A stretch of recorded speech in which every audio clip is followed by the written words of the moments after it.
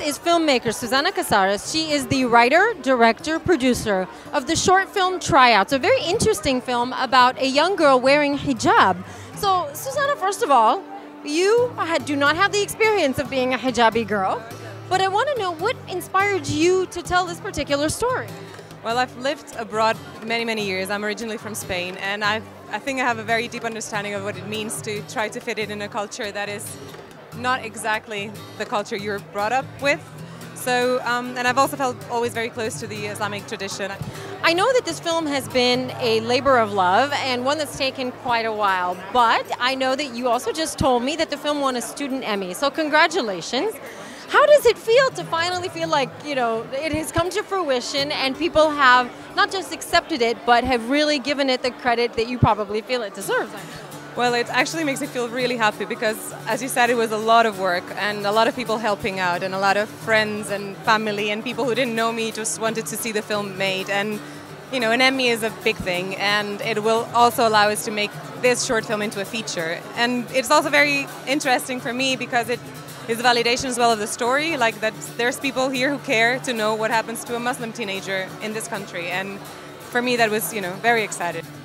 With us is Howard Gordon, writer and producer of 24 and now Homeland. And I know you guys are getting ready to start your third season of Homeland, correct? Yes, that's right. That's pretty awesome. Homeland has been incredibly successful. It's gotten, I know there's a lot of touchy subjects in both shows, and I know Homeland's gotten a bit of controversy, but I want to talk to you about your experience with it, and especially with how close you are working and engaging organizations such as MPAC. Well, my first experience, I'd say, being brought to task in terms of some of the content of our show was on 24, and I first met Salam Al-Moriarty back it must be about 10 years now, almost. And look, obviously, to whatever extent the subject matter I deal with is controversial, I really am grateful that it's been an opportunity to engage and create a dialogue on certain subjects that are, I think, important to not just to the East-West dialogue, but also to, you know, the subject of what it is to be an American in terms of, you know, the rights that we're, you know, a lot of our shows really deal with the messy stuff that we're all dealing with. So do you feel like enough producers and writers actually go out and make the effort to find out and research enough or engage enough before writing shows and so on?